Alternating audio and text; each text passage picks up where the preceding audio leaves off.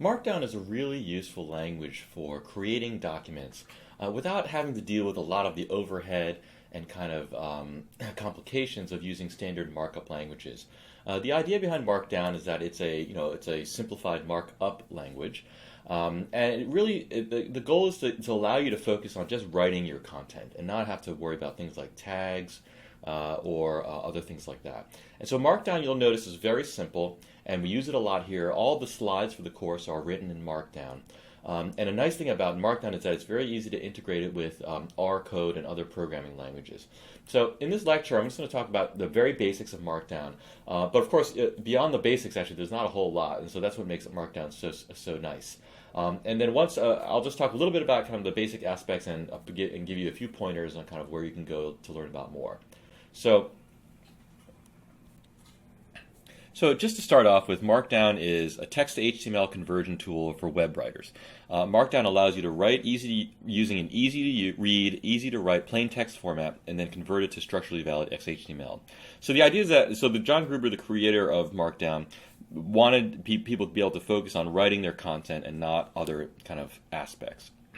And so the basic syntax for Markdown is fairly simple. So you can kind of format text, for example, with italics, using the asterisks here, and then the text will be italicized.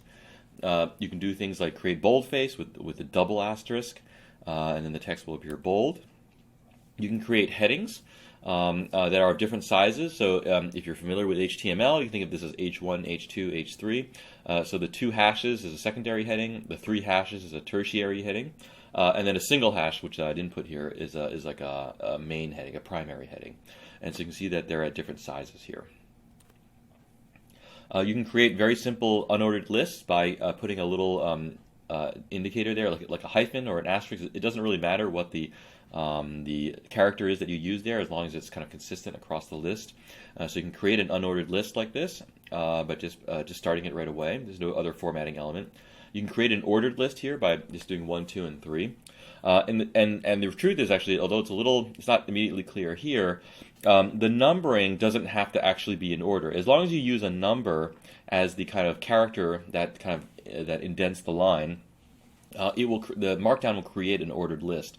And so if you decide that, you want to stick something in between 1 and 2, you don't have to renumber every element on the list.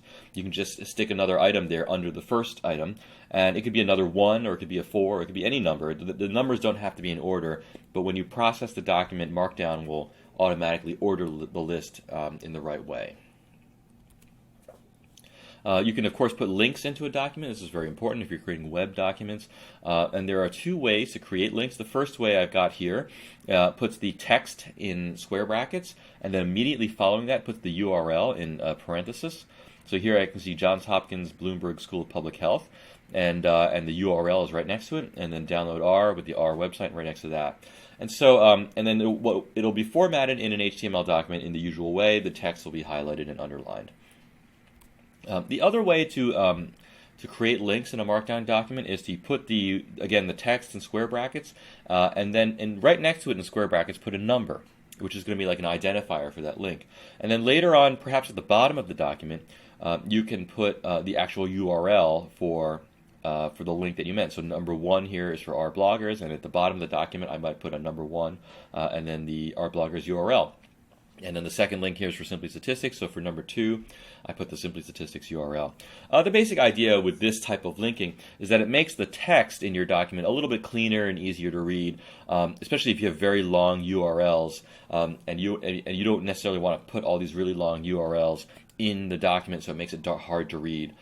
This makes it a little bit easier to read while you're editing the document and puts all the links down at the bottom. Lastly, new lines can be created in the text document by just putting a double space at the end of a line.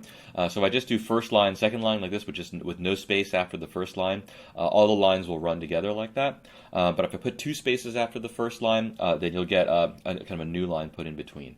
So just that's going to be an easy gotcha that can be that people kind of newly coming to Markdown will often discover.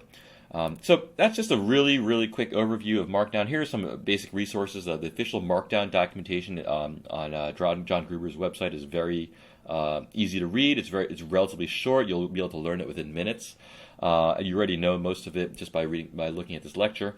And then GitHub has its own kind of Markdown flavor, which a few kind of enhancements. So if you're going to be using GitHub and documenting things in GitHub, it might be useful to check out their Markdown guide.